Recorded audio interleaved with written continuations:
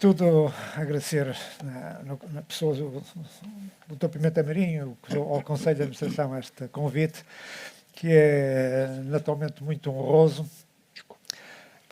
Primeiro, ter aqui uma plateia cheia, este anfiteatro é muito aconchegante, estamos aqui bastante próximos, que é uma grande vantagem para o funcionamento destes painéis.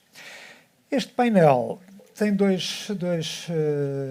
insere-se nesta conferência tão interessante, diria, do conjunto de temas que se vão aqui a debater ao longo do dia, mas não é para puxar a brasa à minha sardinha, para tornar mais importante o papel deste moderador, mas acesso e concorrência são dois das variáveis do processo da regulação que eu diria se calhar estão a ser progressivamente a ganhar mais ênfase. O acesso hoje em dia é uma dificuldade que atravessa todos os sistemas de saúde, aqueles que nós conhecemos melhor, aqui os do Ocidente, que os de todos os países da Europa, e Portugal não foge à regra. Portanto, seja numa lógica de Serviço Nacional de Saúde, ou seja mesmo na lógica de Sistema Nacional de Saúde. E o problema do acesso, ainda agora acabamos de ver, as dificuldades, enfim, a lei dos cuidados inversos, como este problema da acessibilidade há tantos anos que continua por se resolver, ou será que temos aqui barreiras quase ad eternum que serão sempre difíceis de resolver, como será a literacia económica, a literacia de saúde, todos estes fatores que nos levam a eles. Mas ao mesmo tempo também este problema do acesso, mais do que uma data onde vai ocorrer um atendimento, uma consulta, uma cirurgia, o acesso tem inerente particularidades da qualidade dos cuidados. E, portanto, aqui é esta plétora que ganha outra dimensão. Bom, para o primeiro orador, eu iria pedir então aqui ao Dr. António Gandra de Almeida, o nosso diretor executivo do Serviço Nacional de Saúde, que nos brindasse com a sua análise. Começaríamos por este lado. Acho que o seu turno. Dr. Maciel Barbosa, muito obrigado. Agradecer ao Dr. Pimenta Marinho e na sua pessoa, todo o Conselho Diretivo da Entidade Reguladora da Saúde, para estar aqui, é um privilégio. Realmente o acesso, e quando nós falamos de Serviço Nacional de Saúde, tem que ser baseado no acesso. As pessoas têm que chegar lá, temos que ter uma forma de fazer chegar lá, mas ter acesso de uma forma consciente. As pessoas têm direito à sua saúde e é das maiores riquezas que nós temos em Portugal, é o SNS, que fez agora 45 anos e nós debruçamos muito sobre isso. Ter um acesso adequado, que passa muito pela literacia, como já foi dito aqui. Nós temos que ter uma educação transversal desde cedo para melhorar o acesso e as pessoas compreenderem como é que funciona o SNS, como é que se pode dar resposta para melhorar a condição de saúde. A prevenção é o caminho, é muito importante. E a via de acesso ao SNS tem que ser regulada, as coisas têm que funcionar e toda a gente tem direito ao seu tratamento e fazer os possíveis que seja dentro do tempo médio de resposta garantida. Pediram-me para focar mais nas unidades de cuidados continuados. Isto vem tudo também da saúde da população. É verdade que nós estamos a viver mais, mas infelizmente também estamos a viver mais com menos qualidade de vida. Isso faz com que o grau de dependência acabe por ser maior, numa idade mais avançada, e que depois a busca, a necessidade, aumente em termos de unidades. Nós temos unidades de internamento de cuidados continuados dentro das várias vertentes, cerca de 10.125 camas. Entre isto, ainda temos os apoios domiciliários e contempla mais de 6.000.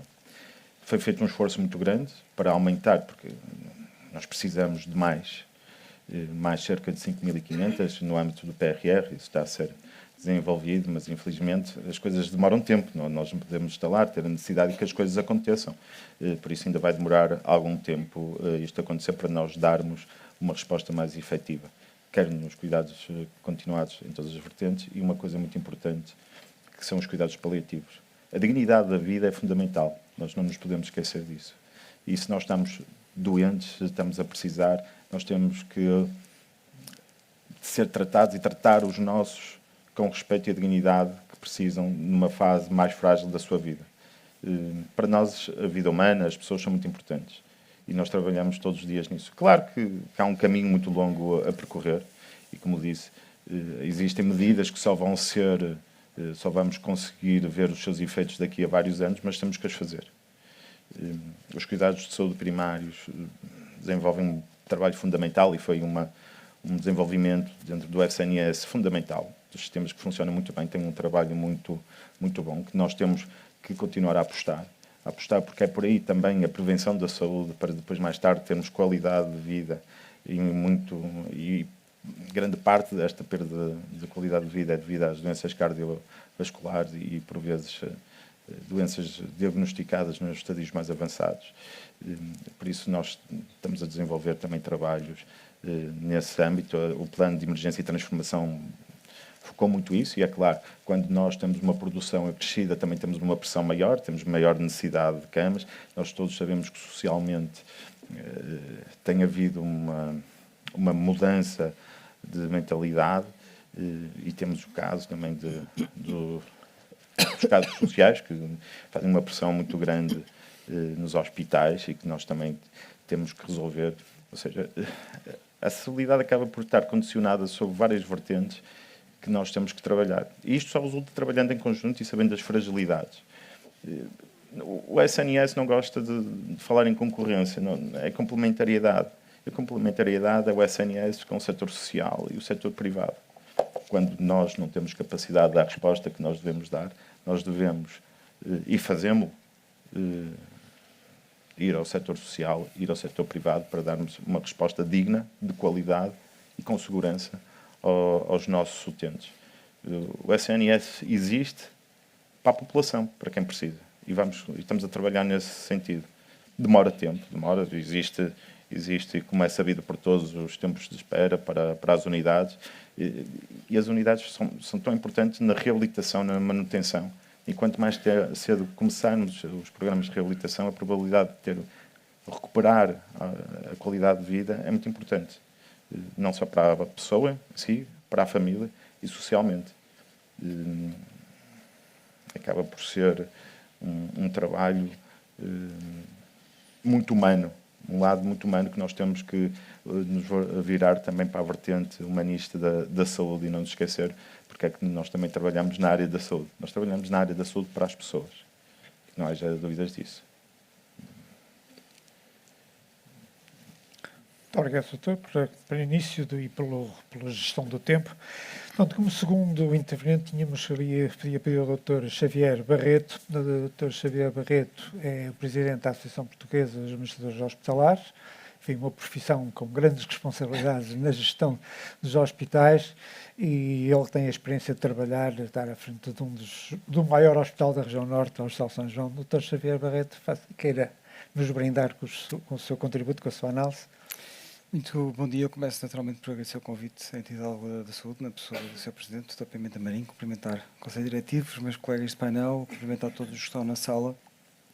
Eu não lidero o Hospital de São João, eu lidero uma área do Hospital de São João, a área de ambulatório do Hospital de São João, mas já estive noutras unidades hospitalares e, portanto, isso permite-me ter uma visão global do sistema.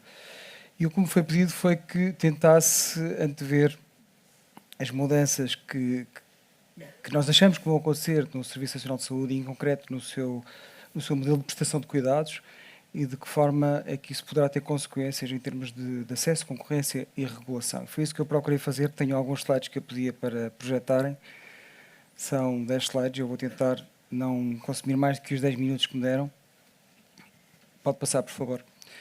Portanto, eu vou procurar focar-me em 6 temas essenciais. Um primeiro relacionado, não está a aparecer, mas um primeiro... obrigado. Isso. Um primeiro relacionado com a articulação do Serviço Nacional de Saúde com restantes áreas, eventualmente com outros prestadores. Como sabem, está em curso um grande processo de transformação do Serviço Nacional de Saúde, um processo de integração de cuidados, e quando falamos em integração de cuidados, aquilo que de facto mais interessa é a integração clínica. É termos todos os clínicos, mais do que os clínicos, todos aqueles que podem contribuir para o percurso do nosso doente, a colaborar no mesmo sentido, a definir aquilo que nós geralmente chamamos de percurso assistencial integrado. No nosso entender, essa discussão não se pode cingir só a centros de saúde e hospitais, que é aquilo que temos estado a fazer. Tem que ser um movimento de integração muito mais alargado, até de base comunitária, que deve incluir as farmácias, o setor social, o setor privado, as misericórdias, certamente, as associações de doentes, um conjunto de entidades de base comunitária que nos podem ajudar a resolver o problema dos nossos doentes. E se colocássemos isso na forma de um percurso, por exemplo, de um doente diabético, todos nós sabemos que o doente diabético tem que contactar com o sistema frequentemente, porque tem várias necessidades de saúde ao longo do seu percurso, precisa naturalmente de um diagnóstico, precisa de controle da sua glicemia periodicamente, precisa de consultas de pé diabético, retinopatia, reavaliação, etc. Portanto, tem um conjunto de necessidades que podem ser satisfeitas por um conjunto de prestadores ao longo deste percurso, que não têm necessariamente que ser cuidados primários e cuidados hospitalares. Por exemplo, as farmácias podem ter aqui um papel fundamental e que, no nosso entender, está a ser desperdiçado. E, portanto, eu diria que um movimento que nós esperamos que aconteça nos próximos anos é uma muito maior articulação com outras entidades que não apenas cuidados primários e cuidados hospitalares. O nosso diretor executivo falava bem dos casos sociais. Todos nós temos consciência de que temos mais de 10% das camas dos hospitais ocupadas com casos sociais. Portanto, doentes que claramente são do âmbito social, que não têm um problema de saúde, que têm um problema social, e os hospitais acabam por ser um bocadinho a válvula de escape. Eventualmente não estariam nos hospitais se nós tivéssemos uma outra colaboração com o município ou com outras entidades. Um segundo tema importante é esta questão da alteração que vamos ter que fazer à rede de prestadores, em alguns casos concentrando atividade, e nós já fizemos vários esforços neste sentido no passado, como sabem, através dos centros de referência. Nós entendemos que a escassez de profissionais vai obrigar a uma maior concentração no futuro. Devo dizer que tenho pena que isso não tenha estado no plano que foi apresentado ontem sobre a obstetrícia e pediatria. Eu espero que ainda venha a estar na equação dentro de alguns meses. Acho que em alguns locais, pelo menos para nós, era óbvio o benefício que poderia resultar da concentração em algumas áreas do país. E, portanto, estava à espera de ter visto isso ontem no plano. Aí, claramente, concentração, noutros locais, proximidade. Nós temos defendido que, a propósito da rede de urgências, que exista uma desconcentração do atendimento e que exista a criação de uma primeira linha de atendimento para doente agudo nos cuidados primários. À semelhança do que existe, por exemplo, em Espanha. Este mapa mostra-nos os 80 pontos de atenção primária que existem na região de Madrid para atender doente agudo. Portanto, isto não são hospitais. Isto são centros de saúde. Em alguns casos tem um médico e um enfermeiro, noutros casos só tem um enfermeiro. Um enfermeiro, naturalmente, sempre articulado com um centro onde existe um médico. Estes centros recebem o doente agudo, para patologia menor, e referenciam o doente para hospitais, se for caso disso. E, portanto, nós acreditamos que isto faz muito mais sentido do que, por exemplo, esperar que o doente chegue a uma urgência hospitalar para depois ser reencaminhado de volta para o seu centro de saúde, que foi o que foi tentado no passado e, penso eu, com um sucesso moderado. E, portanto, eu diria que um modelo deste faria mais sentido. Acreditamos, este é o terceiro ponto, que vamos ter que fazer uma realocação de tarefas. Acreditamos que a forma como os profissionais estão alocados às tarefas é pouco eficiente. Que os enfermeiros e outros técnicos de saúde deveriam assumir mais tarefas de forma autónoma e que isto libertaria mais médicos para tarefas mais diferenciadas. Todos nós que estamos nos hospitais sabemos que, por exemplo, nas nossas consultas externas, 3/4 das consultas são para doentes crónicos. Sabemos que parte significativa daqueles doentes não beneficia da consulta médica. Muitos deles saem de lá com o mesmo plano terapêutico, sem nenhuma alteração farmacoterapêutica. E, portanto, a questão que se coloca é se o follow-up deste doente não podia ser feito por outro profissional de saúde e se o tempo deste médico não podia ser melhor alocado a dar acesso a outros doentes.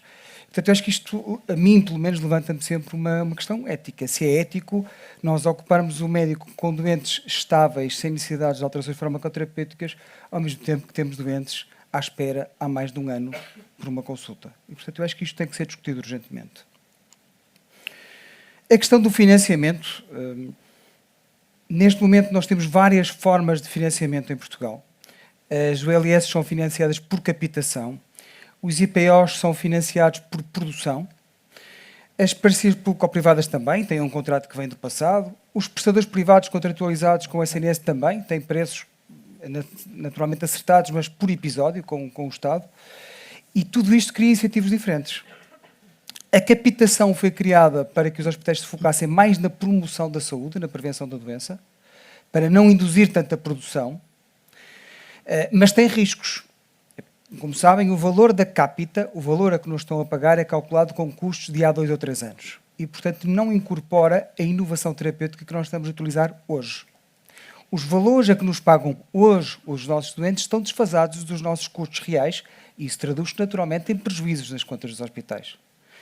E, portanto, se isto continuar assim, portanto, o que é que fizeram vários países para resolver situações deste tipo? Foi criar linhas de financiamento específicas, aliás, por exemplo, para fármacos inovadores. Há países em que os hospitais são pagos por capitação, mas os fármacos inovadores, que geralmente representam um custo acrescido grande, são pagos com linhas de financiamento específicas dentro do contrato de programa dos hospitais. Portanto, poderá ser uma hipótese a equacionar no futuro. O que sei é que estamos a pagar de diferentes formas pode criar este tipo de incentivos. A mesma coisa para a forma como estamos a pagar aos nossos profissionais e o impacto que isso tem no acesso. Reparem, vamos olhar para a experiência dos CRIs. E isto que eu vou dizer é muito polémico. Os CRIs foram essencialmente criados na área cirúrgica, porque os profissionais só podem ser pagos através de produção adicional. E, portanto, só existem CRIs onde existiam listas de espera, particularmente na área cirúrgica. O que é que aconteceu? Os doentes da área cirúrgica tiveram um acesso muito acelerado. Tiveram uma melhoria brutal do seu acesso. Os doentes da área médica não têm CRIs e, por isso, esperam 1 ano por uma consulta. E, portanto, nós temos que pensar se isto faz sentido. A nossa legislação foi assim que foi criada e ainda existe assim hoje. Portanto, o decreto que enquadra o funcionamento dos CRIs, o que diz é que eles são pagos através de produção adicional. E, portanto, eu não estou a dizer que os CRIs são uma má experiência de gestão, não estou a dizer isso, não acredito nisso. O que sei é que isto levanta problemas de equidade e tem que ser pensado de uma forma transversal a todo o SNS. Não podemos ter filhos e enteados. Portanto, isto para mim é claro. Deixe-me dizer, o Dr. Vítor Ramos falou há bocado sobre o financiamento da Alemanha. A Alemanha pagava por produção, mas teve tantos problemas com a indução de produção que isto estava a criar, os custos aumentados que isso estava a criar, que em maio deste ano iniciou um processo de migração para pagamento por capitação. Portanto, neste momento, os hospitais alemães estão a começar a ser pagos por capitação. Começaram a ter demasiados problemas com excesso de custos. Por último, ou quase por último, inteligência artificial levanta aqui mais uma camada entre o profissional e o doente, que levanta aqui novas questões. Têm sido muito discutidas em inúmeros papers a nível internacional. Reparem, a inteligência artificial, algoritmos. Se nós quisermos que um algoritmo, por exemplo, avalie os doentes de uma determinada forma e induza ou reduza a procura, isto é extremamente fácil, como imaginam. Basta definirmos a baliza de uma ou de outra forma. Se nós definirmos uma app, por exemplo, vamos dar um exemplo concreto, uma app que tem que monitorizar doentes no domicílio e dar alertas para o doente vir à urgência, virão tantos mais ou menos doentes, dependendo das balizas que nós definirmos.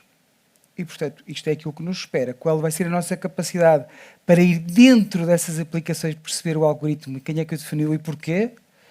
Não sei, tenho dúvidas, não é? Mas sei que isto levanta questões novas de regulação e que já estão em cima da mesa hoje.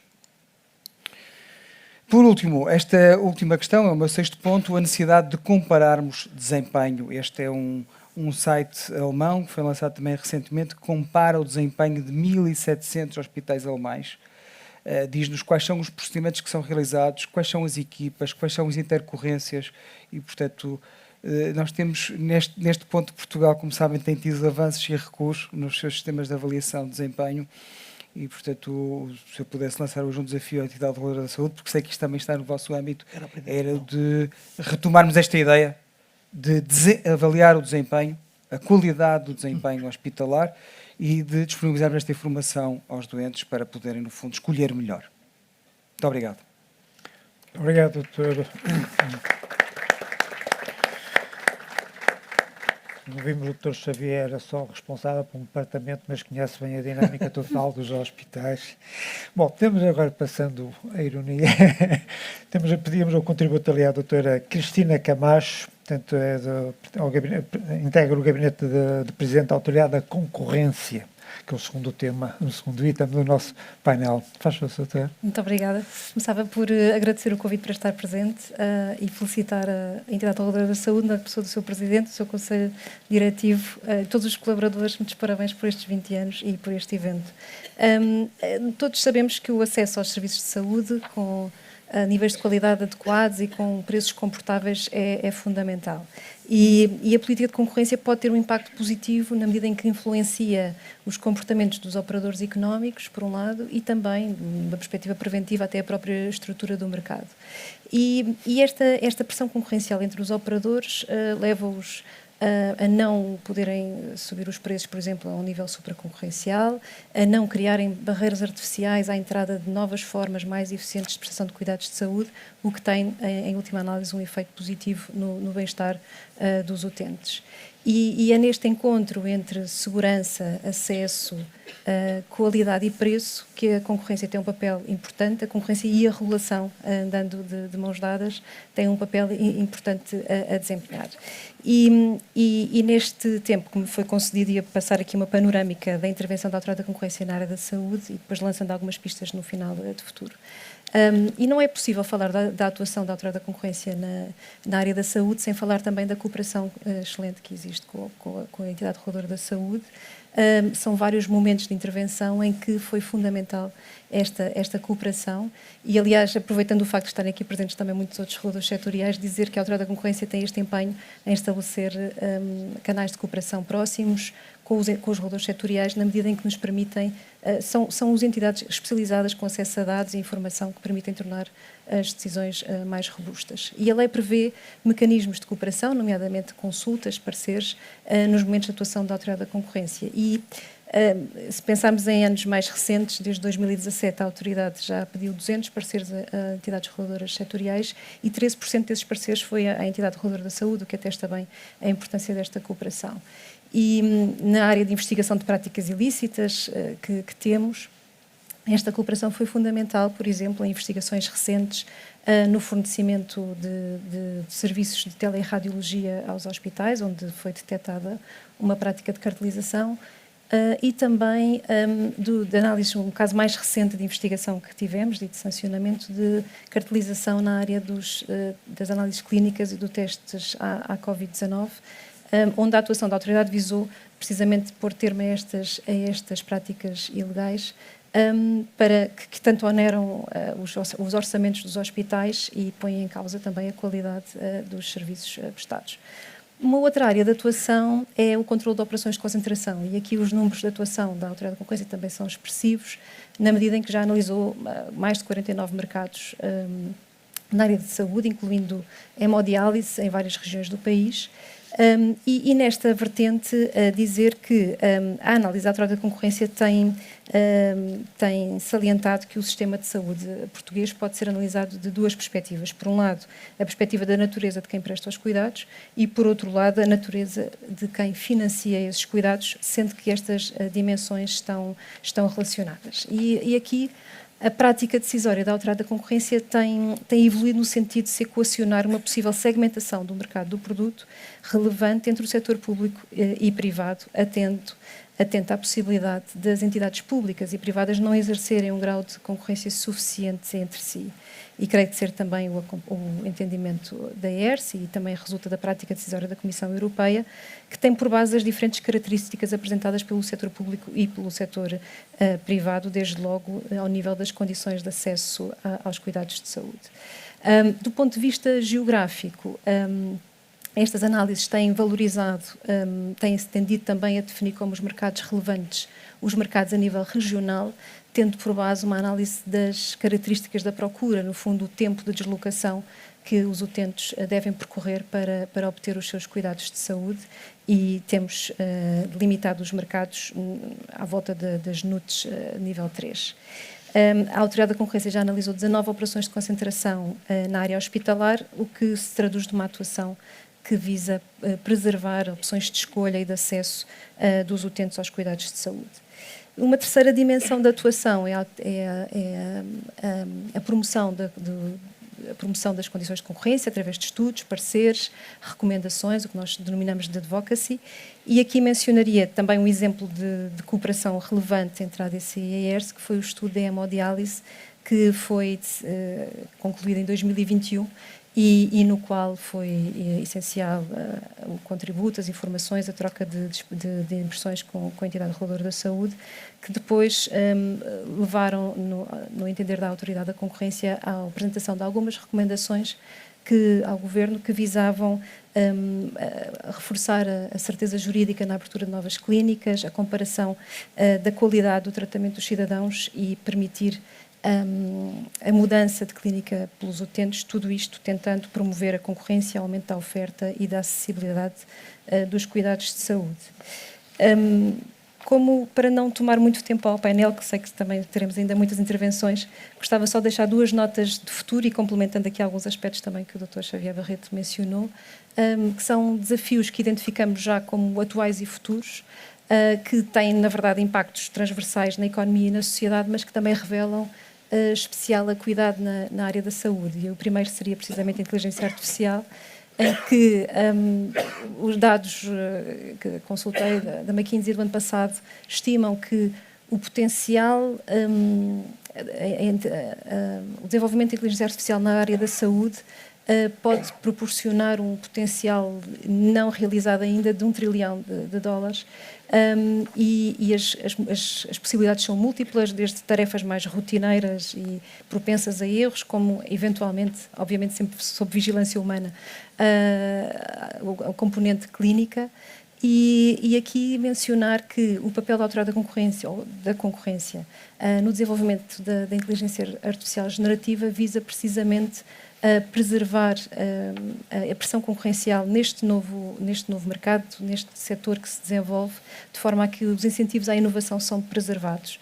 A autoridade da concorrência tem sido pioneira, até a nível mundial, em identificar os aspectos críticos para que este mercado se desenvolva de forma concorrencial e, dessa forma, potenciar a inovação. E estamos a falar das elevadas necessidades de computação necessárias, o acesso aos dados, o acesso a equipas especializadas, know-how especializado, e aqui a atuação será de preservar níveis de concorrência suficientes para que este potencial de inovação seja realizado e concretizado no bem-estar dos utentes.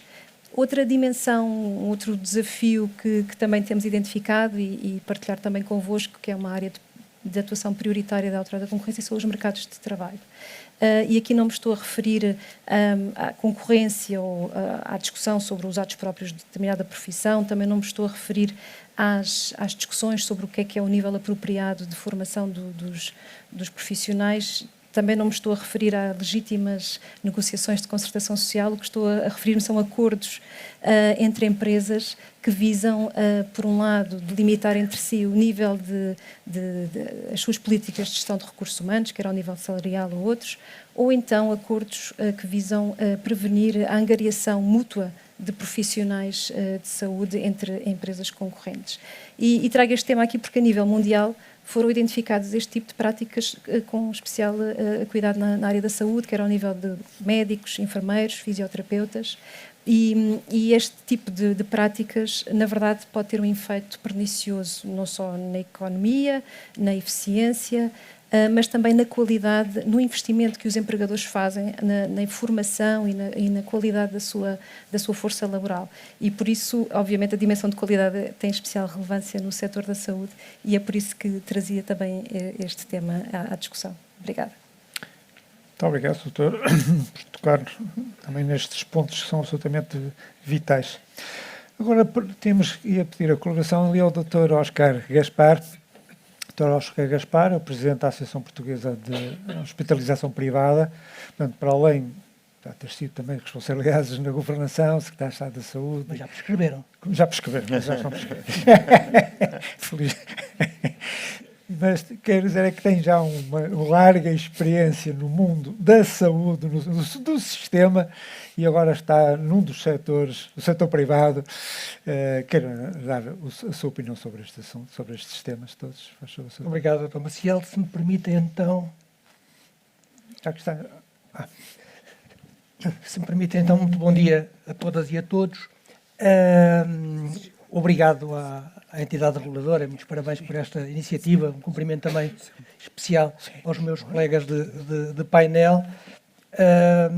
Bom, pediram-me para falar sobre acesso, este mundo está um bocadinho ao contrário, pediram ao doutor, pediram a um médico para falar de mercado e agora pediram a um economista para falar de acesso, quer dizer, mas a verdade é que eu também tenho vindo a aprender um bocado com acesso e é verdade que os médicos sabem bastante de mercado, como aliás o Dr. Xavier também ainda há pouco ilustrou.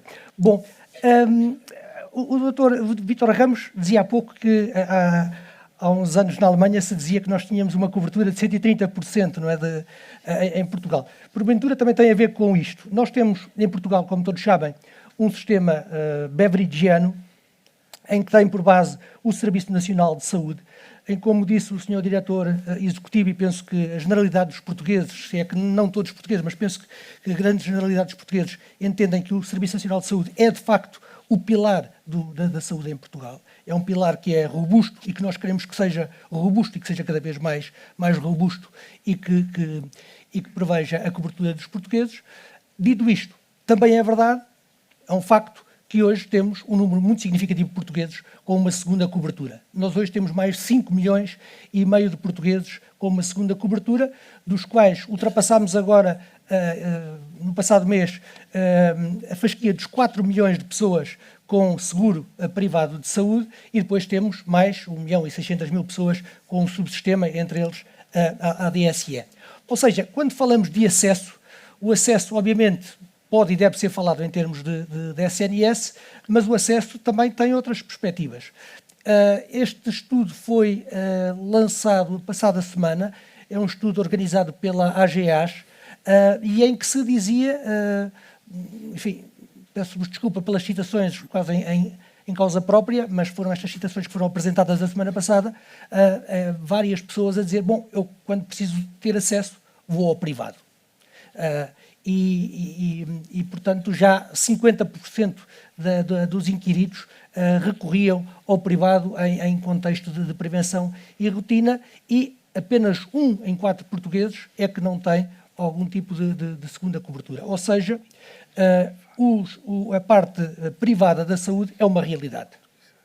Já agora, o Dr. Vítor Ramos é o Presidente do Conselho Nacional de Saúde, mas é um conselho em que os privados não estão. Nem os prestadores de ambulatório, nem os prestadores hospitalares estão. A culpa não é dele, obviamente, decorre de um diploma legal, mas é também uma realidade. Falamos de saúde, mas depois esquecemos uma parte significativa. Bom, o que é que nós, hospitais privados, fazemos?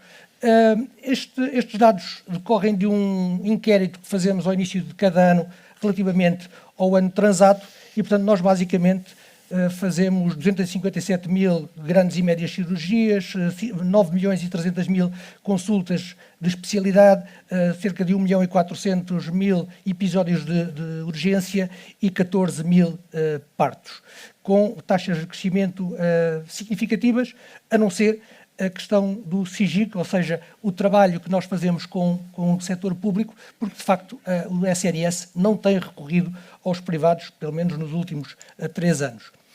Depois, outra questão que também é curiosa, em termos de bens complementares de diagnóstico, e estes dados do lado esquerdo são das estatísticas de saúde do INE, comprovam que num número significativo de itens, de equipamentos, de tecnologias de saúde, os privados têm cerca de 50% dos equipamentos existentes em Portugal.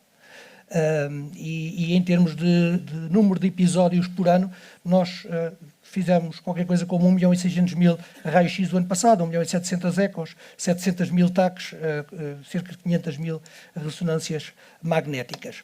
Isto é o que fazemos. Na nossa perspectiva, podemos fazer mais, ou seja, respondendo ao repto, podemos dar mais acesso. E, enfim, elenquei aqui uma série de questões que, na nossa perspectiva, nos impedem de dar mais acesso. Enfim, não vou corrê-los todos, permitam-me só aqui picar 2 ou 3. Um deles típico sobre equipamento médico pesado.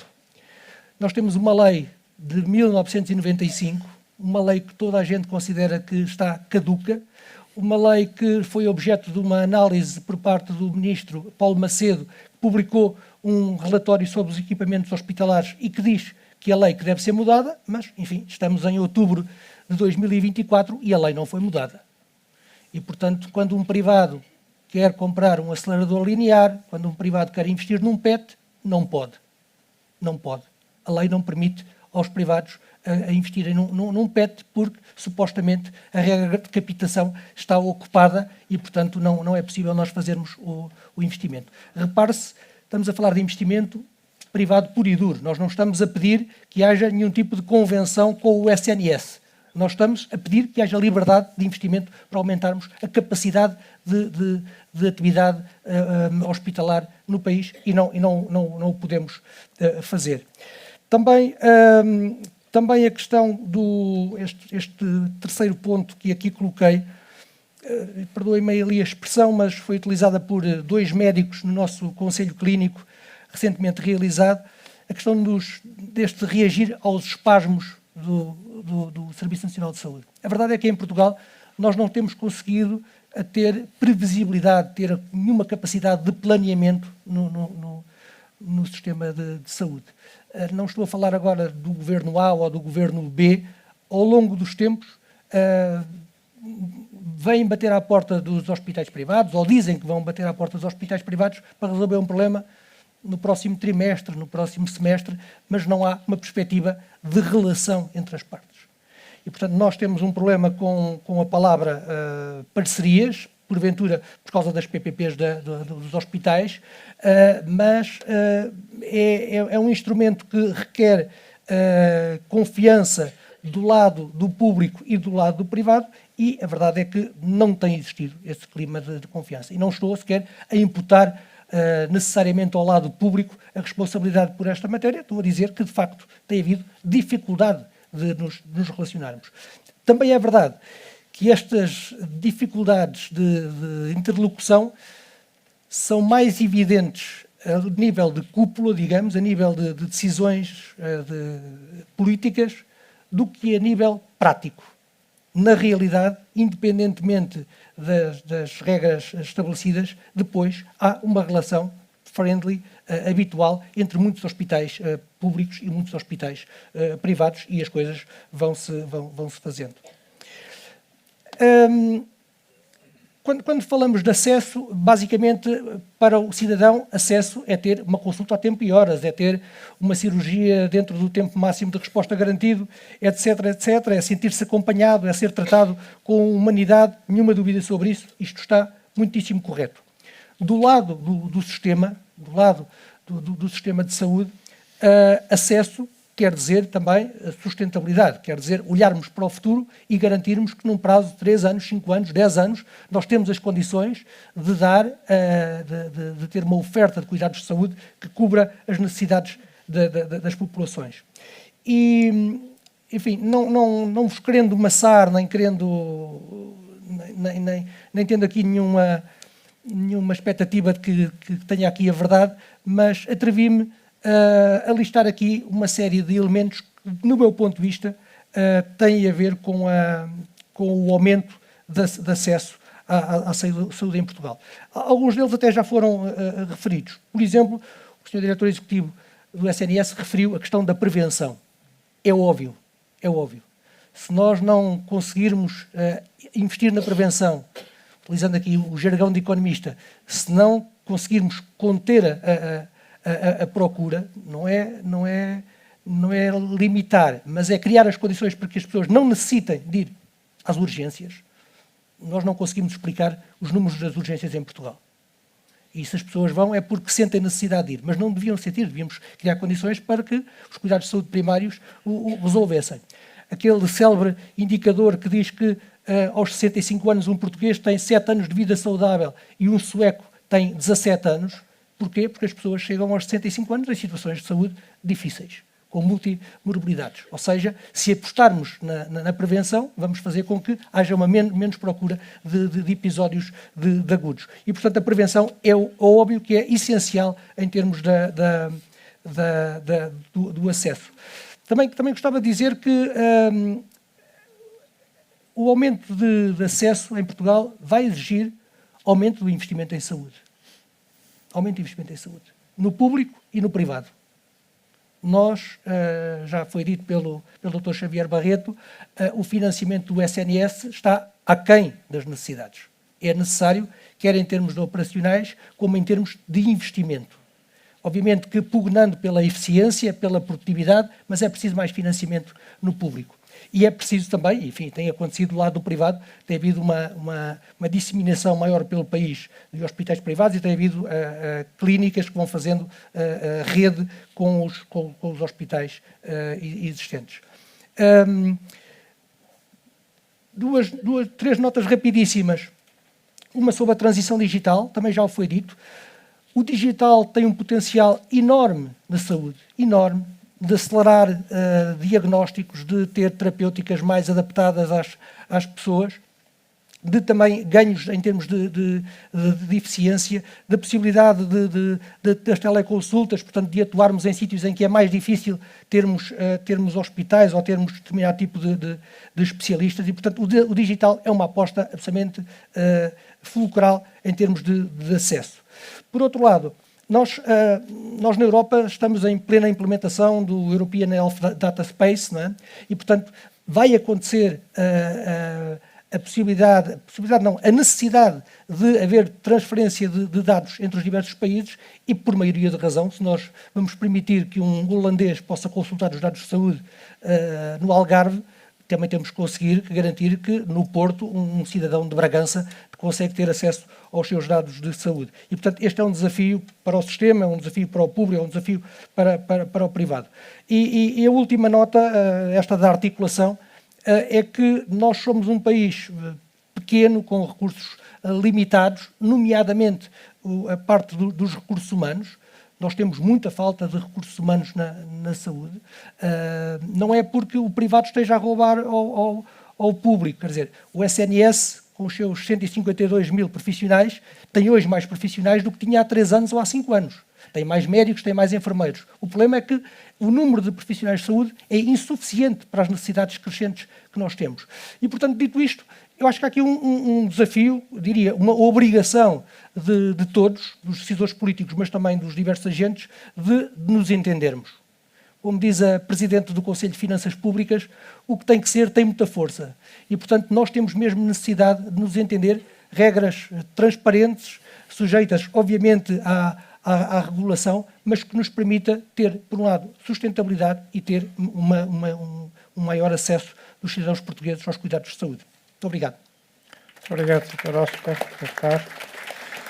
Bom, então, para finalizarmos esta primeira, digamos, contributos sobre o acesso à concorrência, tinha agora a palavra o professor Júlio Perelman. O professor Júlio Perelman é professor catedrático na Escola Nacional de Saúde Pública e que irá dar agora o seu contributo, como te espero. Muito obrigado, doutor.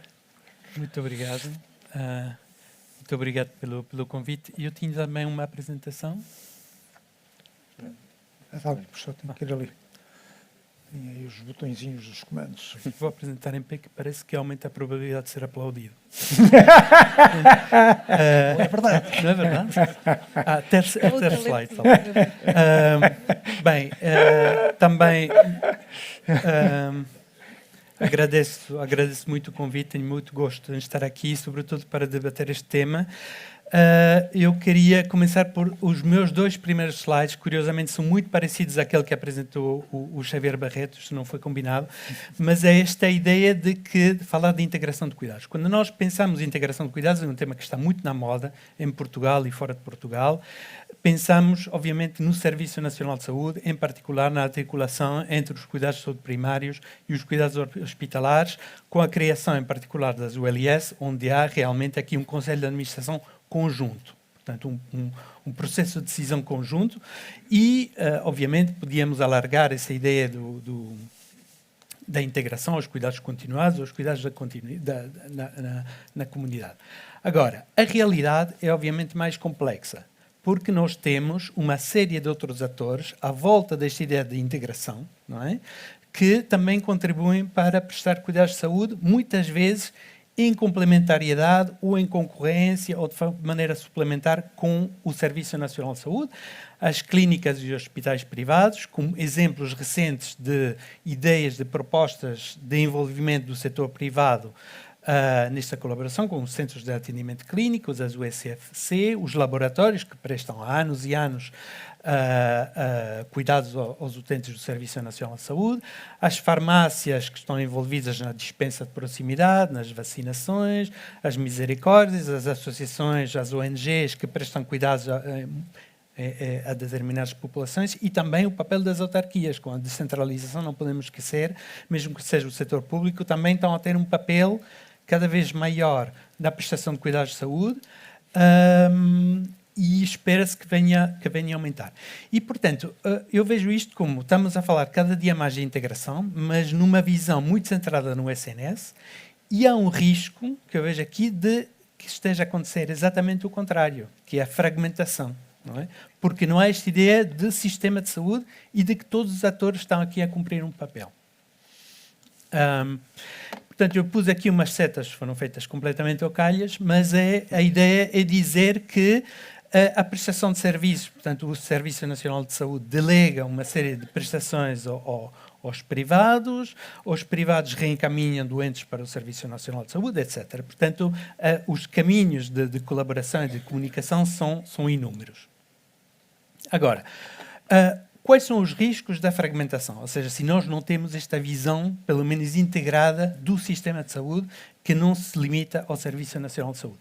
Pronto, eu pus aqui uma lista que não é exaustiva, que é o risco de haver duplicação de exames, os percursos para os doentes que são caóticos, que vão saltitando de um local para o outro, que recebem informações contraditórias quando vão ao privado e voltam para o público, depois vão à farmácia, o risco de haver intervenções, um pouco ligado à questão da duplicação de exames, de fazer intervenções de baixo valor, ou seja, que não trazem grandes ganhos. E podemos aqui aumentar a lista. Do lado do sistema, isto cria ineficiências, ligado àquilo que eu acabo de dizer sobre os utentes, das duplicações, etc. Cria custos elevados de transação, como dizia o Dr. Oscar Gaspar, ao nível micro, não é? Ao nível dos hospitais públicos e dos privados. Há, obviamente, atendimentos, mas significa que cada vez que se envia doentes a ser tratados no privado é preciso uma negociação, é preciso contratos, é preciso definir preços e, portanto, isto multiplicado gera um peso, uma carga muito elevada.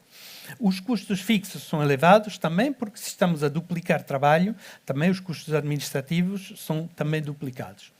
E depois o grande problema aqui que eu vejo é a questão da concorrência, da ausência de concorrência saudável. Eu sou um defensor da concorrência, é normal, a concorrência traz uma série de benefícios, mas tem que ser uma concorrência que funciona bem.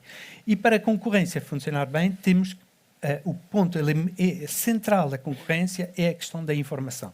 Ou seja, eu quando faço a minha escolha, tenho que poder comparar preços, tenho que poder comparar qualidade.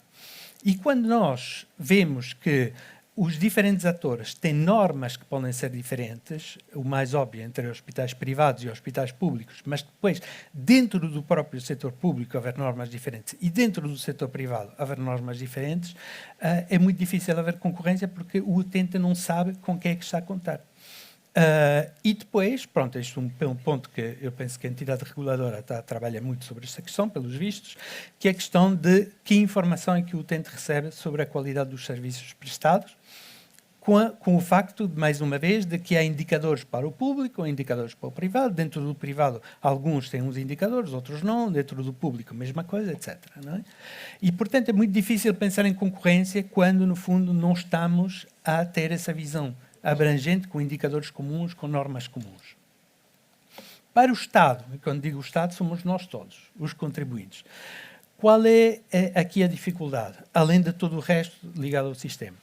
É que o Estado encontra-se muitas vezes numa situação que é fraca do ponto de vista negocial e que gera ineficiências, que é o facto de ter que financiar entidades públicas e entidades privadas com uma informação muitas vezes pouco transparente. Eu não digo aqui que seja necessariamente uma atitude de não querer transmitir a informação, mas muitas vezes a informação nem existe.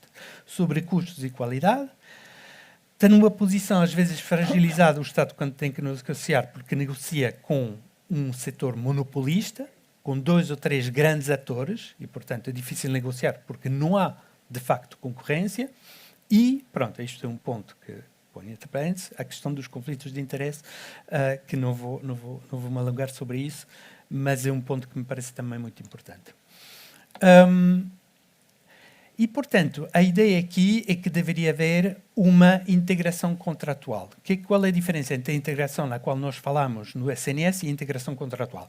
Na integração, quando falamos de integração no SNS, é a cúpula comum, não é? Criamos as ULS e, portanto, os centros de saúde e o hospital passam a ter o mesmo Conselho de Administração que toma a decisão de forma conjunta. Não é? Aqui não é a ideia. Quando estamos a falar de muitos atores, farmácias, autarquias, hospitais privados, obviamente não vai haver uma autoridade que decida o que cada um faz, não é? Uma autoridade conjunta. A ideia é que haja uma integração através de contratos, dos contratos que o Estado vai fazer com todas estas entidades. Um ponto absolutamente central é a partilha da informação, mas isso já está, penso eu, encaminhado, esta ideia do registro único eletrónico, já se fala muito sobre isso. O facto que deve haver normas comuns de boas práticas que se aplicam de forma uniforme a todos os atores. Tem que haver transparência sobre custos e qualidade. Transparência significa também capacidade de recolher essa informação. Registros clínicos partilhados entre os diferentes atores para facilitar, mais uma vez, o caminho do utente, ou seja, eu recebo um doente que vem da privada, sei o que aconteceu, eu estou na privada, recebo um doente do público, sei o que foi feito, mas também registros clínicos partilhados que possam servir para fins de investigação clínica, não é? Ver qual é a efetividade de determinados tratamentos, sejam eles feitos no público, sejam eles feitos no privado. Por exemplo, se estamos a falar de doenças mais raras, não é? Se nós nos cingimos pelo público, muitas vezes não vamos ter uma amostra suficiente, mas se pensarmos no sistema de saúde, começamos a ter uma informação mais robusta. Portanto, para fins de investigação, mas também para benchmarking, para fazer as tais comparações. E depois a questão da concorrência, que já falamos, que haja incentivos claros à entrada no mercado dos cuidados de saúde, ou pelo menos que não haja barreiras à entrada no mercado da saúde, para criar a tal concorrência, evitar as situações de monopólio. Escrutínio da cartelização, portanto, isso, a questão da autoridade da concorrência está obviamente, é a sua competência. E depois a questão do reforço dos seguros privados, que, no fundo, agem também, aí por motivos económicos, como entidade reguladora das práticas. E, portanto, eu acabava com esta tentativa de conclusão. Eu não faço esta conclusão por estar aqui para ser simpático com os organizadores, é algo que eu penso mesmo, que neste panorama, com este risco de fragmentação e com a necessidade de haver esta integração contratual, é essencial haver um forte papel regulador do Estado e uma verdadeira perspectiva de sistema de saúde, ou seja, que não se limite a olhar para aquilo que está a acontecer no SNS, mas que tenha essa visão abrangente, na qual a regulação passa a ter um papel absolutamente central. E é isso que eu vos queria contar. Muito obrigado.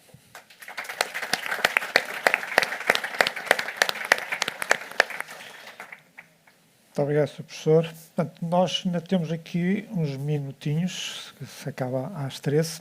Portanto, essa intenção foi coartar aqui a liberdade de intervenção aos moderadores, porque não ultrapassassem os 10 minutos, e de facto foram gestores exímios, para poder ter, primeiro, um período de maior debate e de interseccionar todas estas perspectivas. Primeiro, ia propor, talvez, se calhar, algum dos elementos do painel queira fazer comentários sobre o que foi dito, e depois passaríamos também a abertura a todo o restante painel dos que estão sentados na assistência. Alguém dos 5 elementos quer fazer algum comentário ou acrescentar, agora já que tem mais 1 ou 2 minutinhos para as suas análises?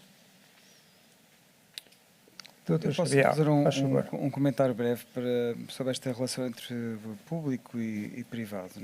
Eu trabalho no Serviço Nacional de Saúde e tradicionalmente a minha profissão está muito mais ligada ao Serviço Nacional de Saúde, mas naturalmente nós não gerimos com dogmas nem com ideologias e portanto não temos nada contra a colaboração com o privado. Eu acho que temos que perceber exatamente em que áreas, em que pontos e de que forma é que ela se vai fazer. Houve serviços nacionais de saúde semelhantes ao nosso que tentaram fazer uma colaboração com o privado do tipo não tem resposta ou está em lista de espera mais do que X tempo no Serviço Nacional de Saúde e por isso segue para uma linha paralela no serviço privado e é intervencionado e depois... E os resultados em alguns desses sistemas de saúde são decepcionantes. São decepcionantes no sentido de que não tiveram impacto nenhum em termos de listas de espera. Porque em alguns desses sistemas de saúde o que estava em causa é a escassez de recursos humanos. E, portanto, em alguns desses sistemas de saúde tentaram fazer isso. A Austrália é um exemplo disso. Houve, de facto, uma migração de profissionais de saúde do público para o privado, houve uma migração de um movimento cirúrgico importante, mas, olhando agora, alguns anos depois, para as listas de espera, não há impacto. Não há impacto. Não é? Porque o que está em causa é a escassez de recursos humanos. E, portanto, eu acho que, noutros casos, faz sentido. Nós temos em Portugal, e o Oscar falou sobre isso, o entendimento a nível micro é muitas vezes muito frutuoso para todas as partes. Conheço um caso, o presidente desse hospital está aqui na sala, aqui na região norte, um hospital que não obstante seja relativamente recente, estava subdimensionado, precisava de mais salas de bloco e fez um protocolo com uma entidade como a Misericórdia da região e portanto, aí não foi uma coisa pontual, é uma colaboração que já tem alguns anos e acho muito positiva para ambas as partes. Portanto, temos que perceber para que queremos fazer isto. Em alguns casos fará sentido, noutros casos não. Criar caminhos paralelos ao Serviço Nacional de Saúde é que me parece errado e não contribui para a integração de cuidados. A mesma coisa em relação ao SIGIC. Nós também temos dito o que achamos em relação ao SIGIC. Esta ideia de que o doente ultrapassa um determinado prazo, é exportado para uma linha paralela, muitas vezes vai ser intervencionado por uma equipa diferente, sem articulação com a equipa de origem, cria problemas. Por isso, muitos doentes acabam por não cativar o VAL. Portanto, isto tem que ser repensado, esta colaboração tem que ser repensada. Mas nós não temos nada contra essa colaboração, pelo contrário. Posso? Bem queria. Eu não queria, mas o Dr. Xavier está a pedir muito. Eu estava a contar com isso.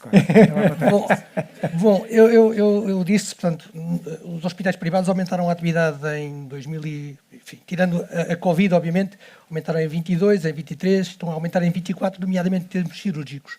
Não estão a aumentar em SIGIC. Porquê? Porque o SIGIC não funciona. Não funciona. Eu, a semana passada, almocei com o presidente de um instituto público que me contou que o cônjuge tinha recebido um vale cirúrgico em fevereiro. Escolheu a entidade. Nada aconteceu. Voltou a receber um vale em maio. Escolheu outra vez o prestador. Nada aconteceu. E o Xavier sabe como este. Há muitos casos. Por exemplo, a direção clínica do hospital não passa o processo clínico. O incentivo do hospital de origem para libertar um doente não existe. E, portanto, se puder, não liberta o doente. Depois, deixem-me dizer também o seguinte. Em Portugal, às vezes, temos aqui alguma dificuldade em entender conceitos. Tempo máximo de resposta garantido.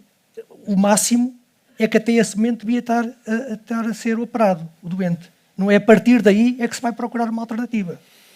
E, portanto, se as coisas estivessem devidamente organizadas, cada hospital sabe bem aquilo que pode fazer e aquilo que não pode fazer. E, portanto, sabe as cirurgias que podem ser realizadas dentro daquilo que é razoável, aquilo que podem ou devem ser remetidas para o exterior. Portanto, é uma questão de organização e de criar os incentivos certos conforme foi aqui dito. Agora, que fiquem claras duas coisas do lado dos hospitais privados. Nós não nos estamos a queixar de fazer poucas cirurgias. Nós temos os blocos cheios e temos os hospitais cheios. Agora, nós temos disponibilidade para colaborar. Se o SNS entender que é útil nós colaborarmos. Se entender que não é útil, não há problema nenhum. Agora, haver aqui um sistema de vales, ainda há pouco estava a dizer, um cidadão que vive ao lado de um hospital privado em Coimbra e às tantas recebe um vale para 3 misericórdias aqui norte do distrito do Porto, quer dizer, alguma coisa está mal, porque entre Coimbra e o norte do distrito do Porto há muitos hospitais que podiam fazer a cirurgia. Agora, diga-se que, como é sabido, o plano de emergência do SNS apresentado no final de maio, aquilo que diz é que vai haver uma reformulação e aquilo que se espera, enfim, o Sr. Diretor Executivo poderá dizer-nos bastante mais sobre isso, mas aquilo que se espera é que a partir do final do primeiro trimestre do próximo ano, o tal SINAC venha substituir o SIGIC, eventualmente até o Consulta a Tempo e Horas, e passemos a ter um instrumento que funcione, porque neste momento o SIGIC não funciona. Doutor, por favor. Obrigado. Está aí a ser pressionado para falar. Obrigado. Parece que leu o SINAC. Basicamente é isso que vai acontecer. Nós temos uma previsão daquilo que vamos conseguir operar ou não e não vamos esperar pelo tempo. Nós temos uma perspectiva e vamos procurar que a pessoa seja tratada a tempo fora daquela instituição que não terá capacidade de resposta. Naturalmente, será na proximidade e mesmo isso tem que mudar. Nós temos dentro da região, para não falar do distrito, outras formas ou outras instituições que poderão dar, e é isso que se vai procurar. E como disse, é um sistema muito complexo, mesmo muito complexo, que nós estamos a tentar melhorar em termos de informação e em termos de funcionamento do SIGIC. Nós temos noção que está aí uma boa oportunidade de melhoria e temos debruçado muito sobre isso. Grande parte da nossa atividade tem sido a gestão das listas de espera e como melhorar a acessibilidade dos doentes e aos seus tratamentos. O OncoStop foi um dos programas, mas não nos podemos esquecer de todas as outras cirurgias que nós estamos a tentar que os utentes tenham direito ao acesso o mais rapidamente possível e não só depois do tempo estar. Em relação às parcerias com os privados, existem as ULS dentro da sua autonomia, podem fazer e têm, não é só uma OLS que tem esse acordo, existem inúmeras OLS que têm camas subcontratadas, enfermarias, por vezes, que funcionam não para aquele momento, mas algo contínuo. Isso passa-se com meios complementares de diagnóstico com diferentes instituições e passa-se também com blocos e não em que temos até as equipas a ir aos blocos, usar o espaço físico para operar doentes. E tem a ver com essa complementariedade, por isso é que eu não digo concorrência. Acho que devemos todos trabalhar juntos. O SNS é estruturante, é brasileiro, mas quando não tem capacidade de resposta, temos os parceiros com quem devemos trabalhar, social, privado, e devemos também ter um fio condutor e não ser uma coisa de momento, porque não pode ser por impulsos. Nós queremos algo contínuo que dê cuidados de saúde de qualidade e com segurança ao longo do tempo. E que haja algo estruturante, e é isso que nós estamos a fazer. Estruturar de forma que até a percepção das pessoas mude. Porque nós, efetivamente, e não é porque eu estou aqui, eu estou neste lugar, nós temos um grande Serviço Nacional de Saúde, só que infelizmente a percepção às vezes leva a que as pessoas não tenham essa ideia. Mas quando o utilizam, tem essa sensação. Eu ouvi aqui alguns comentários. O doente urgente, que precisa mesmo da urgência, é atendido dentro do tempo. Mas pela literacia, por outros fatores, nós temos um acesso à urgência que transcende daquilo que deveria ser. A linha SNS 24, a linha SOS grávida, vem um bocadinho regular esse acesso. Não é retirar o acesso à urgência, mas as pessoas só devem ir à urgência quando precisam mesmo. E não podemos ter aqueles tempos de espera que temos que não são bons para as pessoas que precisam, não são bons para ninguém. Até o nível de stress que isso, não nos podemos também esquecer disso. Os profissionais de saúde vivem sobre um grande stress e as pessoas que estão à espera e aquilo que vemos no dia-a-dia para todos os que trabalham cria ansiedade que nós também temos que cuidar dos nossos. É um sistema muito complexo e sabe perfeitamente o quão complexo é que nós temos que trabalhar e melhorar numa perspectiva mais abrangente. Quando falamos de mudar alguma coisa no sistema, do SINAC, melhorar os acessos, não é só isso, mas o sistema como um todo. E é isso que nos estamos a debruçar. Só, se for muito rápido, que é para dar tempo ali à assistência, já tenho ali um pedido. Só um último ponto, eu não ficaria bem se não dissesse em relação a esta questão também da colaboração com o privado, esta questão da qualidade, e voltando àquela questão de avaliar o desempenho em termos de qualidade das instituições e comparar, também é importante. Um dos sistemas que fez isto, subcontratação ao privado de uma forma sistemática nos sistemas integrados, nos Integrated Care Systems, foi o sistema inglês, e como sabem, há cerca de um mês, há cerca de um ano, um editorial no Lancet fez uma retrospectiva sobre resultados de qualidade em termos de mortalidade e de outros indicadores para os doentes que foram feitos no privado. Eu não estou a dizer que isso aconteceria em Portugal, mas há variações enormes em termos de mortalidade e de resultados clínicos para os doentes que seguiram este segundo caminho. E, portanto, tudo isto tem que ser acompanhado, até mesmo entre hospitais públicos, não é?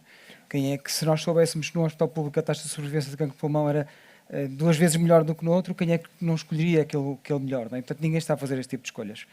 E, portanto, isto diz respeito a todos, público e privado, acho que é muito importante que se avance nesse campo.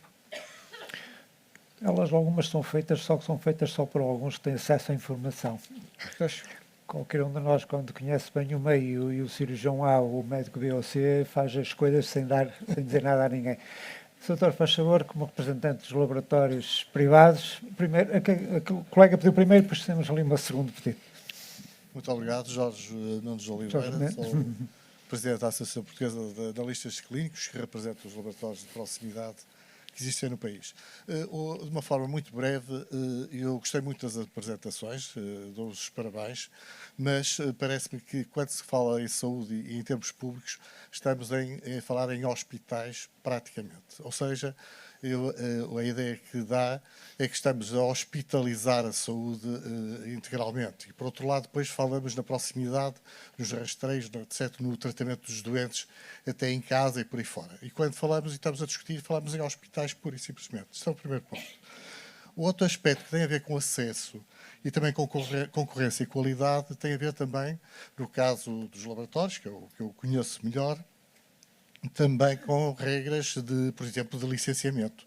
E neste momento as regras de licenciamento para laboratórios, as dificuldades que têm não é uma questão de qualidade nem do pessoal técnico, nem de equipamentos, nem nada disso. São problemas que esbarram também com a entidade reguladora da saúde, que tem que cumprir a lei, e os laboratórios têm que ter pressões negativas nas salas de espera, pressões negativas não sei quantos, no pé direito não sei de quê, ou seja, com exigências estariam bem no Abu Dhabi, e os hospitais públicos que entramos têm as regras do Burkina Faso, e que têm patologias muito mais complicadas, que têm muito mais gente, têm mais dificuldades e realmente ninguém investe zero nisso. E, portanto, isto tem a ver, estas exigências, com a perda de concorrência no setor privado, e daí a Autoridade da Concorrência falar em concentrações de mercado, não digo no país inteiro, que isso é um país pequeno, mas em determinadas zonas, nós neste setor já temos de monopólios em determinados setores. Outro aspecto, só como pontual, as OLS, encaramos isso de uma forma muito boa, naturalmente, a articulação dos hospitais com os cuidados de saúde primários, mas da forma como está atualmente em termos de lei, isto representa 39 regiões autónomas que vão funcionar ao abrigo ou ao critério do personagem que estiver a dirigir as OLS. Isso é extremamente grave, nem dá sequer o que se falou também da previsibilidade e no tempo, no espaço, dos serviços, etc. Isso não dá previsibilidade nenhuma, porque estamos dependentes do critério do personagem que estiver lá em qualquer momento. E era isso. Muito obrigado. Muito obrigado. Doutor Tato.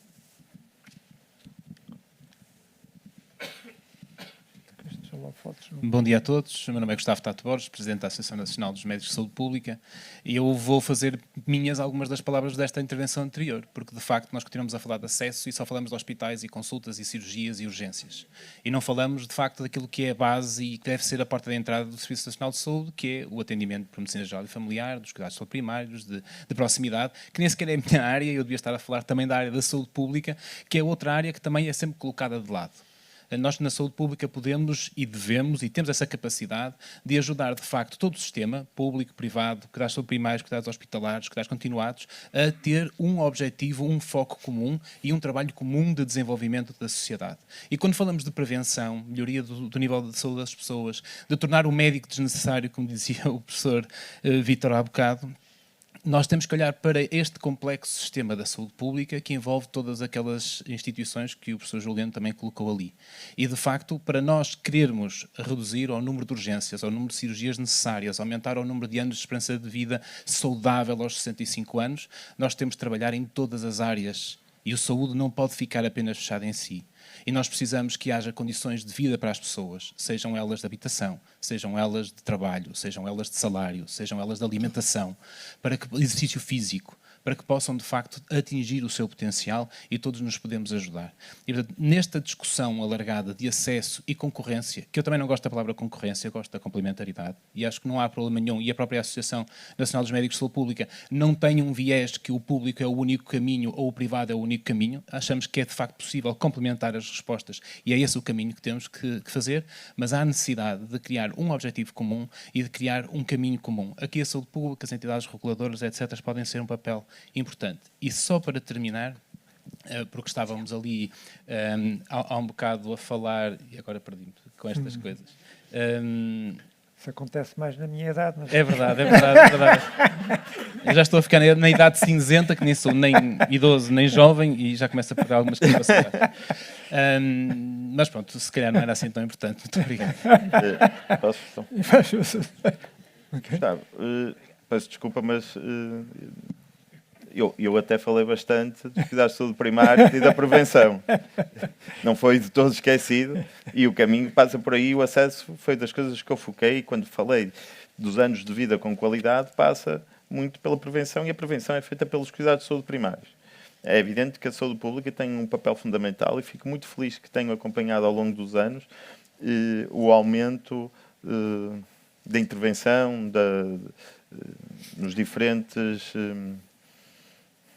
nas diferentes áreas da saúde pública, e temos assistido nos últimos anos, nos últimos 20 anos, um crescimento imenso que é um caminho que me agrada muito e que fico muito contente que a saúde pública passe. Por isso eu acompanho o objetivo, mas que não a parte que foi esquecida, os cuidados de saúde primários, pelo contrário. Está bem? É importante, é foco, e nós queremos, e até acabei por achar, e isto também acredito piamente, que esse caminho não foi só feito pela saúde pública, mas os cuidados de saúde primários, com a criação dos USFs, com a criação da especialidade em Portugal, que não tem assim tanto tempo, fez um caminho espetacular e tem um trabalho feito muito bom. E nós vemos, precisam de melhores qualidades. A integração das OLS levantou algumas questões que nós estamos atentos e temos consciência e queremos ultrapassar, mas também não nos podemos esquecer que quando fazemos algo, é normal que surjam algumas dificuldades e oportunidades de melhoria. O importante é identificar e trabalhar nelas e não ignorá-las. E nós estamos a fazer isto tudo em conjunto e com o apoio dos cuidados de saúde primários e a saúde pública, que tem sempre lugar e é ouvido. Por isso não há filhos e enteados. Somos um só, e o SNS tem que trabalhar em conjunto e todos serem ouvidos. Está bem? Obrigado. Sr. Oscar, coisinhas curtinhas, já estamos em cima do... Cuidados de saúde primários e saúde pública. É verdade, é justa a crítica que faz. Na nossa perspectiva, cada vez mais os hospitais privados têm atividade que vai muito além da hospitalização. E, portanto, vão desde a hospitalização domiciliária até os cuidados de saúde primários.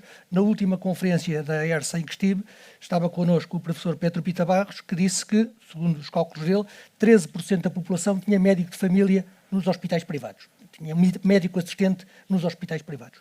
Em relação à saúde pública, eu penso que é um bom desafio, e os hospitais privados estão disponíveis para participar mais e para termos um diálogo mais forte com a Direção-Geral de Saúde e portanto, com a Autoridade de Saúde. Só para dar um exemplo, nós não conseguimos perceber porque é que hoje os hospitais privados não podem proceder à vacinação da gripe e da Covid-19. Não conseguimos perceber porque é que essa competência está nas farmácias, e se o cidadão for a um hospital privado, temos que lhe dizer, olha, vá à farmácia ali da esquina, porque nós aqui não lhe podemos dar a vacina. Quer dizer, nós temos lá os médicos, temos os enfermeiros, toda a equipa, e vamos estar a dizer, para ir a uma farmácia. É a lei e é o que está na circular da Direção-Geral de Saúde, mas do nosso ponto de vista é errado porque limitou o acesso. Para acabar, tinha aqui o professor Julian Perelman, que também queria fazer um seu comentário. Faz favor, professor. Dois comentários rápidos. O primeiro, penso, interpretar o que disse o Dr. Gustavo. Eu acho que tem que ficar claro que a prevenção, os cuidados de saúde são uma gotinha dentro do que é a prevenção. Não é? A prevenção passa pelo controle da questão do tabaco, pela proibição de fumar em locais públicos, pela regulação da indústria agroalimentar, pelas condições de vida das pessoas. Portanto, não nos enganemos de foco. Não é? Se nós queremos pensar saúde, o Ministério da Saúde tem um papel, mas não é o papel mais relevante. Esse é um primeiro ponto. Um segundo ponto, obviamente é mais simpático falar em complementaridade, mas não há, para mim, grande mistério de que há concorrência. E a concorrência à volta de quê? A concorrência através dos recursos humanos. Portanto, os médicos é um número, um bolo de médicos, eles podem trabalhar ou no público ou na privada, não podem estar a fazer 12 horas de cada lado, é impossível. Portanto, existe uma concorrência. Como eu vejo o caminho é que eu penso que o setor privado vai ganhar e está a ganhar cada vez mais peso, e acho que esse é um movimento que não é específico para Portugal. Portugal está a acompanhar um movimento que está acontecendo nos vários países europeus, e parece-me difícil o setor... É aqui, pronto, isto aqui, total subjetividade da minha parte. Parece-me difícil o setor público concorrenciar o setor privado, pelo tipo de utentes que tem, pelas rigidezes da função pública, que me parece que vão ser muito difíceis de ultrapassar, e pelas limitações financeiras que existem. Ou seja, parece-me que o caminho de delegar cada vez mais cuidados ao setor privado está aqui para continuar. Não é? E aí é que eu ponho a tónica, que é, se nós vamos delegar cada vez mais uma série de cuidados, e pode ser as vacinas também, pronto, uma série de outras coisas, ao setor privado, farmácias e outros, o papel da regulação é central. E eu penso que o Estado deveria se preocupar, enfim, o setor público sempre vai ter que ficar, porque é preciso uma retaguarda, não é? Tem que se preocupar com isso, mas a preocupação central que devia haver é a questão da regulação. Como é que nós vamos negociar com estes privados? Como é que vamos avaliar? Como é que nós vamos monitorizar? Portanto, eu penso que podemos aqui ter alguma divergência sobre o que acontece no curto prazo, mas a médio e longo prazo, essa é que deve ser a preocupação central. Bom, muito, 2 segundos, faz favor, que já passamos a hora, em 10 minutos. É só para pegar uma frase que o professor disse e que eu acho essencial.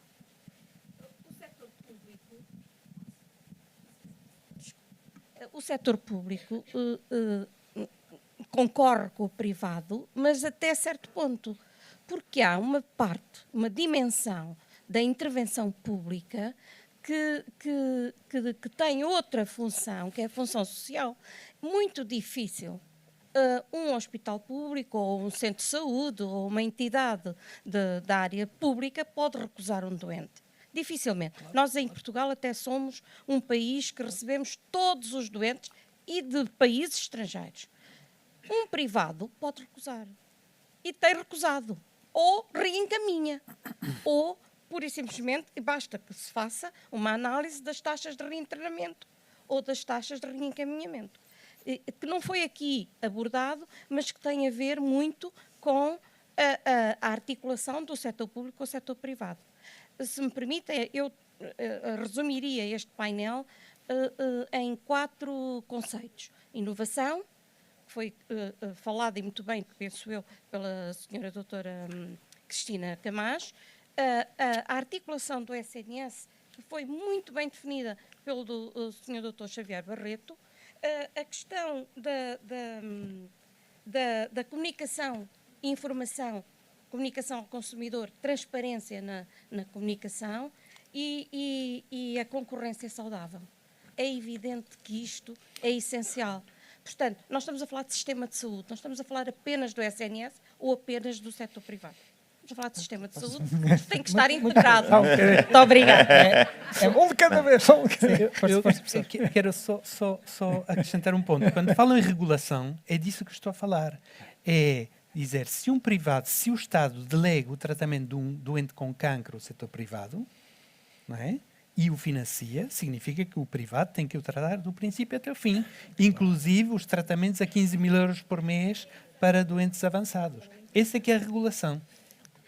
É só responder esta questão que foi introduzida agora pelo professor Júlio, peço desculpa, este aparente declínio do Serviço Nacional de Saúde. Nos últimos 10 anos, o Serviço Nacional de Saúde não teve nenhum ano que não tivesse aumentado a sua produção. Cirúrgica, consultas, tratamentos de hospital de dia, nenhum ano. Nas cirurgias aumentamos 30%, nas sessões de hospital de dia aumentamos 25%, nas consultas cerca de 20%, portanto, estamos sempre a aumentar, sempre. A procura é imensa, nomeadamente com os imigrantes, que tem sido avassaladora nos últimos 2 anos. E o Serviço Nacional de Saúde é que está a responder, não é o privado. Se olharmos para o peso do público e do privado na despesa total em saúde, não estou a falar da despesa total em saúde, há uma clara desproporção entre os atos que o privado pratica e o peso na despesa. Ou seja, o que é que eu quero dizer com isto? O privado faz muitas consultas e cirurgias, mas medicamentos caros, tratamentos altamente diferenciados que custam milhões de euros, continuam a estar no Serviço Nacional de Saúde. Continuam a estar no Serviço Nacional de Saúde mesmo. Não estou a dizer que algum privado não o faça. Isto é para evitar a resposta do Oscar, senão... mas maioritariamente é sim. Portanto, eu não acompanho a ideia de declínio. Acompanho a ideia de que temos que investir mais, fortalecer mais o Serviço Nacional de Saúde, porque os desafios são enormes. Mas não acompanho a ideia de declínio. Se me permitirem... Está difícil, está difícil o papel. É 2 segundos e acompanhar. Obrigado pelos números que eu ia partilhar. Nós este ano temos um aumento do acesso daquilo que nós damos à população enorme, com mais 30% de cirurgias feitas este ano. Isto, claro, que vai provocar depois um aumento da procura de tudo. Temos mais consultas, temos mais juntas, temos mais MCDTs, temos mais tudo. E depois o controle disto também que se torna mais difícil. Nós somos vítimas do sucesso que o SNS é. É claro que temos vários problemas, nomeadamente no acesso das urgências e ter as pessoas motivadas a trabalhar no SNS e perceber. Mas eu disse isto várias vezes e não nos podemos esquecer que nós temos um SNS a crescer, que trabalhamos com os parceiros e não temos nenhum problema com isso, e isso é importante falarmos com todos, e podemos trabalhar em complementariedade, e é por aí que nós vamos, tendo a certeza que o SNS está mais robusto, mas nós queremos que ainda esteja mais. E muitas vezes temos uma questão de percepção que não corresponde à realidade e basta olhar para os números.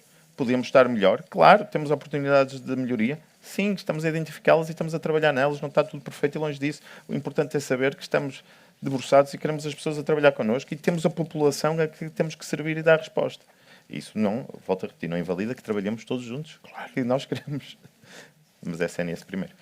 Bom, podemos, para tentar terminar, só um comentário. Primeiro, felicitar mais uma vez a Comissão, o Conselho de Administração da ER, a entidade reguladora da saúde, sem E, ao ERS com E, pela pertinência do tema. Como viram, o acesso e a concorrência, tivemos que ultrapassar o tempo, já vamos com 10 minutos de atraso, e diria que seria até interessante, num próximo evento, agora começar a medir o impacto das medidas, das análises, das discussões e das disponibilidades manifestadas por todos os atores.